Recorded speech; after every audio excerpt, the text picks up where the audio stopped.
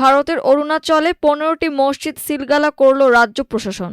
Iran ইস্যুতে মার্কিন পার্লামেন্টে রেজুলেশন পাশে ব্যাপক ক্ষুব্ধ ট্রাম্প। কিউবার প্রেসিডেন্টের ওপর নিষেধাজ্ঞা আরোপ করল যুক্তরাষ্ট্র।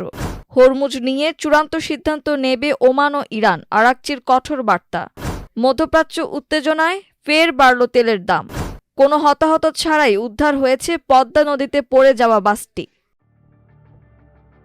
যথাযথ কর্তৃপক্ষের অনুমতি না নিয়ে নির্মাণের অভিযোগে ভারতের উত্তর পূর্বাঞ্চলীয় রাজ্য অরুণাচলের রাজধানী ইটানগরে 15টি মসজিদ সিলগালা করে দিয়েছে রাজ্য প্রশাসন। গতকাল বৃহস্পতিবার মসজিদগুলো সিলগালা করা হয়। ভারতীয় সংবাদ মাধ্যম এনডিটিভির তথ্য অনুসারে বিনা অনুমতিতে নির্মিত এই মসজিদগুলোর বিরুদ্ধে ব্যাপক প্রচারাভিযানে নেমেছিল Arunachal Pradesh indigenous youth organisation নামের একটি সংস্থা। এপিওর অভিযোগ, অবৈধ এসব মসজিদ স্থাপনের মাধ্যমে স্থানীয় জনবিন্যাস পরিবর্তন করার চেষ্টা করছে মুসলিমদের একাংশ। সম্প্রতি এই ইস্যুতে রাজধানী ইটানগরে লাগাতার ধর্মঘটের ডাক দেয় এপিওআইও। সেই সঙ্গে হুমকি দেয় যদি প্রশাসন শিগগিরই ব্যবস্থা না নেয় তাহলে এই ইস্যুতে বৃহত্তর গণ আন্দোলনে নামবে সংস্থাটি।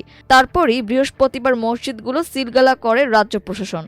গতকাল রাজ্য সরকারের মুখপাত্র এবং শিক্ষামন্ত্রী পি.ডি. সোনা বলেন, চলতি 2026 সালের জানুয়ারিতে এপিওআইও প্রতিনিধি এবং রাজ্যের মুখ্যমন্ত্রী পেমা খান্ডুর মধ্যে একটি বৈঠকে বিষয়টি প্রথম সরকারের নজর আনা হয়েছিল।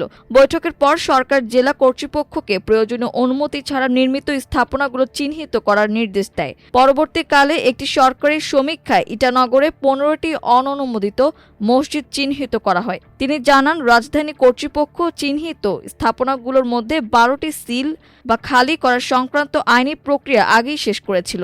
বাকি 3টি মসজিদের ব্যাপারে 1 জুন মুখ্যমন্ত্রী এবং এপিআইও নেতাদের মধ্যে আরেকটি বৈঠকে পর্যালোচনা করা হয়। পরে সেই মসজিদগুলো সিলগালা করার সিদ্ধান্ত নেওয়া হয়। পি.ডি. সোনা বলেন, যে উদ্বেগের কারণে এপিওআইও ধর্মঘটের ডাক দিয়েছিল, আইনসম্মত প্রশাসনিক পদক্ষেপের তার সমাধান করা হয়েছে।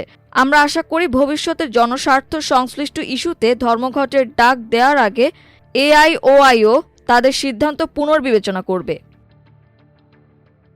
ইরানের যুদ্ধ থামানোর জন্য প্রেসিডেন্ট ডোনাল্ড ট্রাম্পকে বাধ্য করতে যুক্তরাষ্ট্রের পার্লামেন্ট কংগ্রেসের রেজুলেশন পাশের ঘটনায় ব্যাপক ক্ষোভ প্রকাশ করেছেন যুক্তরাষ্ট্রের প্রেসিডেন্ট ডোনাল্ড ট্রাম্প। রেজুলেশনটিকে নিরর্থক এবং দেশপ্রেমহীন বলে আখ্যায়িত করেছেন তিনি। সেই সঙ্গে দলের যেসব এমপি রেজুলেশনটিকে সমর্থন করে ভোট দিয়েছেন তাদেরও কঠোর সমালোচনা করেছেন ট্রাম্প।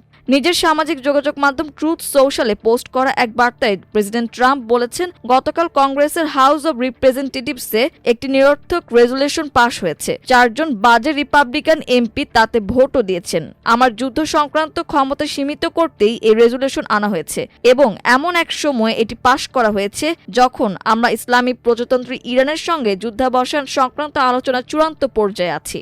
গতকাল বৃহস্পতিবার কংগ্রেসের নিম্নকক্ষ হাউস অব রিপ্রেজেন্টেটিভসে একটি রেজুলেশন বিল উত্থাপন করে বিরোধী দল ডেমোক্রেটিক পার্টি।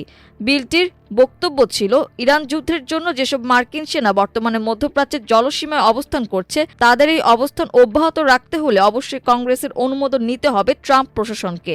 আরও বলা হয়েছে, কংগ্রেসের অনুমোদনের আগ পর্যন্ত ইরান যুদ্ধের জন্য মোতায়েনকৃত সব মার্কিন সেনাকে প্রত্যাহার করে আনতে হবে। ভোট পর্ব শেষ দেখা যায়, প্রতিনিধি পরিষদে 215 জন এমপি বিলটির পক্ষে ভোট দিয়েছেন আর বিপক্ষে ভোট দিয়েছেন 208 জন MP.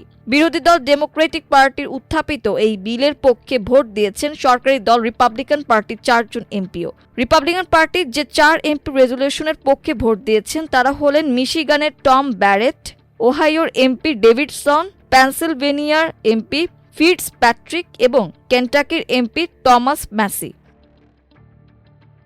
কিউবার president Miguel Diaz Canel সহ তার পরিবারের সদস্য ও ঘনিষ্ঠ সহযোগীদের ওপর নতুন করে নিষেধাজ্ঞা দিয়েছে যুক্তরাষ্ট্র। স্থানীয় সময় বৃহস্পতিবার মার্কিন অর্থ মন্ত্রণালয়ের ওয়েবসাইটে এ তথ্য জানানো হয়েছে। প্রেসিডেন্ট দিয়াজ কানেল ছাড়াও আরও 4 জন ব্যক্তি ও 5টি প্রতিষ্ঠানের ওপর এই নিষেধাজ্ঞা আরোপ করা হয়েছে। নিষেধাজ্ঞার তালিকায় রয়েছেন প্রেসিডেন্টের স্ত্রী লিজ কুয়েস্তা পেরাজা, কাস্ট্রো পরিবারের 2 সদস্য এবং কিউবার বিপ্লবী সশস্ত্র বাহিনী মন্ত্রণালয়। কিউবা সরকারের পক্ষ থেকে এই বিষয়ে এখনো কোনো আনুষ্ঠানিক প্রতিক্রিয়া জানানো হয়নি। 66 বছর বয়সী মিগুয়েল দিয়াজ কানেল 2018 সাল থেকে কিউবার প্রেসিডেন্টের দায়িত্ব পালন করছেন। তিনি দেশটির সাবেক নেতা রাউল কাস্ত্রোর কাছ থেকে এ পদের দায়িত্ব গ্রহণ করেন। ইরানের পররাষ্ট্রমন্ত্রী আব্বাস আরাকচি বলেছেন, ওমানের সঙ্গে যৌথভাবে হরমুজ প্রণালীর ব্যবস্থাপনা কাজ পরিচালনা করা হবে। তিনি বলেন, এর ব্যবস্থাপনা বিষয়ে সমন্বয় সাধন ও সিদ্ধান্ত নেয়ার স্বাভাবিক অধিকার দুই দেশেরই রয়েছে। যদিও তিনি বলেছেন, এই জলপথটি নিয়ে তারা অন্যান্য উপসাগরীয় দেশগুলোর সঙ্গে আলোচনা করবেন, তবে চূড়ান্ত সিদ্ধান্ত ইরান ও ওমানের হাতেই থাকবে। বিশ্ব অর্থনীতির ওপর নিয়ন্ত্রণ নিতে ইরানের নতুন অস্ত্র এই হরমুজ প্রণালী। ইরান এটি সহজে ছেড়ে দিতে প্রস্তুত নয়। তেহরান দেখিয়ে দিয়েছে তুলনামূলকভাবে কম ক্ষেপণাস্ত্র ও ড্রোন ব্যবহার করে তারা বিশ্বের সবচেয়ে গুরুত্বপূর্ণ তেলের চেক পয়েন্ট বা নৌপথটি কার্যকরভাবে অবরুদ্ধ করতে সক্ষম। মধ্যপ্রাচ্যের চলমান উত্তেজনার মধ্যে শুক্রবার আন্তর্জাতিক বাজারে তেলের দাম আবারও বেড়েছে। আগের দিনের বড় ধরনের দরপতনের পর বাজার কিছুটা ঘুরে দাঁড়ায়। এর পেছনে লেবাননের নতুন যুদ্ধবিরতি প্রস্তাব প্রত্যাখ্যান এবং ওমানের একটি গুরুত্বপূর্ণ তেল টার্মিনালে বিস্ফোরণের ঘটনা ভূমিকা রেখেছে। এদিন আন্তর্জাতিক মানদণ্ড ব্রেন্ট ক্রুডের দাম ব্যারেল প্রতি ৩৩ সেন্ট বা ০.৩৫% বেড়ে $৯৫.৩৬ পৌঁছেছে। আগের দিন এর দাম প্রায় ২.৮৪% কমেছিল। অন্যদিকে মার্কিন ওয়েস্ট টেক্সাস ইন্টারমিডিয়েট অপরিশোধিত তেলের দাম ব্যারেল প্রতি ২ সেন্ট বেড়ে $৯৩.০৬ দাঁড়িয়েছে। বৃহস্পতিবার এর দাম ৩.১% কমেছিল। দুই ধরনের তেলই টানা ৩ সপ্তাহের মধ্যে প্রথমবারের মতো সাপ্তাহিক মূল্যবৃদ্ধির পথে রয়েছে। বিশেষ করে WTI এর দাম সপ্তাহ জুড়ে ৬% বেশি বেড়েছে। বিশ্লেষকদের মতে যুক্তরাষ্ট্র ও ইরানের মধ্যে শান্তি আলোচনা দীর্ঘায়িত হওয়া, মধ্যপ্রাচ্যে নতুন করে সংঘাতের আশঙ্কা এবং হরমুজ প্রণালীতে জাহাজ চলাচল সীমিত থাকায় বাজারে উদ্বেগ তৈরি হয়েছে। রাজবাড়ীর গোয়ালন্দের দৌলতদিয়া ৭ নং ফেরিঘাটে নিয়ন্ত্রণ হারিয়ে পদ্মা নদীতে পড়ে যাওয়া বাসটি উদ্ধার করা হয়েছে। শুক্রবার দুপুর ১:১২টার দিকে উদ্ধারকারী জাহাজ হামজা বাসটিকে উপরে তুলতে সক্ষম হয়। এর আগে কুষ্টিয়া থেকে ছেড়ে আসা এসবি সুপার ডিলাক্স বাসটি সকাল ৯টার দিকে দৌলতদিয়া ৭ নং ফেরিঘাটে ফেরি কবরী কনভেনশন পকেট দিয়ে প্রবেশ করে ফেরির বিপরীত পার্শ্বের র্যাম ভেঙে নদীতে পড়ে যায়। বাসটিতে থাকা সহকারী সাকিব হোসেন দুর্ঘটনার বিষয়টি বুঝতে পেরে লাফিয়ে ফেরির পন্টুনের ওপর পড়ে যায়। এতে তিনি কিছুটা আহত হন, কিন্তু চালক ঝন্টু আলী বাসটির সহ নদীতে পড়ে যান। তবে তিনি বাসের জানালা দিয়ে বের হয়ে সাঁতরে ওপরে উঠতে সক্ষম হন। তাদের দুজনকে প্রাথমিক চিকিৎসার জন্য গোয়ালন্দ উপজেলা স্বাস্থ্য কমপ্লেক্সে ভর্তি করা হয়েছে। যাত্রীরা নেমে যাওয়ার পর চালক বাসটি নিয়ে সোজা ফেরিতে উঠে যান, কিন্তু নিয়ন্ত্রণ হারিয়ে বাসটি সোজা গিয়ে ফেরির ডালায় আঘাত করে। এতে ডালার তার ছিঁড়ে গিয়ে বাসটি নদীতে পড়ে যায়। মাল্টিমিডিয়া ডেস্ক, আমার দেশ।